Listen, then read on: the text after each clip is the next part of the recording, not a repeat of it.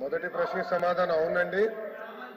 రెండో మూడో ప్రశ్నకి సమాధానం మెగా డిఎస్సి నోటిఫికేషన్ త్వరలో జారీ చేస్తా అధ్యక్ష ప్రతిపక్ష పార్టీకి చెందిన నాయకులకి ఇక్కడ ఓపిక లేదు కనుక ఒక విషయం చాలా స్పష్టంగా చెప్పదలుచుకుని, ఎందుకంటే నిరుద్యోగ యువకులందరూ ఆశతో మమ్మల్ని చూస్తున్నారు. వాళ్ళందరికీ నేను సమాధానం చెప్పాల్సిన అవసరం ఉంది అధ్యక్ష. నిరుద్యోగం మీద ఆయన మాట్లాడుతున్నారు. కూర్చోండి, మీరు కూర్చొని వినండి. డిఎస్సి విషయం నేను చెప్తున్నాను, మీరు ప్రశ్న సమాధానం చెప్తున్నారు. 1 minute సార్. ఇప్పుడు మీరు ఏదైతే నిరుద్యోగుల గురించి అడుగుతున్నారో దాని మీద కన్సర్న్ మినిస్టర్ గారు మాట్లాడుతుంటే మీరు కూర్చుని వినాలి కదా. వినాలి కదా అన్నాను. ఇప్పుడు మీకు ఏం కావాలి? కాదండి, అదే విషయం చెప్తున్నారు.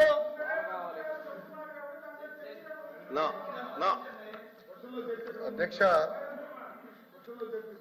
డిఎస్సి అనేది మీరు ఒక్కసారిగా చూస్తే గత ప్రభుత్వం ఒక్కసారి కూడా 5 సంవత్సరాల్లో ఒక్క డిఎస్సి కూడా వేయలేదు. ఎందుకు వేయలేదో వాళ్ళు సమాధానం చెప్పాలి అధ్యక్ష. డిఎస్సి విషయంలో ఒకసారి చూస్తే అధ్యక్ష, ఉపాధ్యాయుల నియామకంలో ఇప్పటికీ 1994 నుంచి చూస్తే అధ్యక్ష 2,60,194 పోస్టులు భర్తీ చేశాం అధ్యక్ష. దాంట్లో అధ్యక్ష తెలుగుదేశం పార్టీ అధికారంలో ఉన్నప్పుడు 1,80,272 పోస్టులు భర్తీ చేస్తాం జరిగింది అధ్యక్ష. అంటే 70% టీచర్ పోస్టుల నియామకం ఒక తెలుగుదేశం పార్టీ హయాంలో జరిగిందని గౌరవ సభ్యులు ముందర తెలుసుకోవాల్సిన అవసరం ఉంది అధ్యక్ష.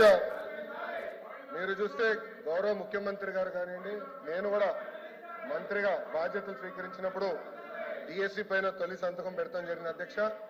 దాంట్లో భాగంగా 2/7/24కి టెట్ నిర్వహిస్తాం జరిగింది. 4,27,000 మంది అప్లై చేశారు. దాంట్లో 3,68,000 మంది అపియర్ అయ్యారు. 1,87,000 మంది క్వాలిఫై అయ్యారు అధ్యక్ష. మీరు చూస్తే 3/10/24 నుంచి 21/10/24 వరకు టెట్ కూడా పూర్తి చేస్తాం జరిగింది అధ్యక్ష. 1 మ్యాన్ కమిషన్ రిపోర్ట్ త్వరలో రాబోతుందని మేము భావిస్తున్నాం అధ్యక్ష. ఎట్టి పరిస్థితుల్లో మార్చి నెలలో డిఎస్సి నోటిఫికేషన్ ఇచ్చే బాధ్యత మన ప్రభుత్వం తీసుకుంటుందని నిరుద్యోగ యువకులకి ఈ సభ సాక్షిగా నేను హామీ ఇస్తాం జరుగుతుంది అధ్యక్ష.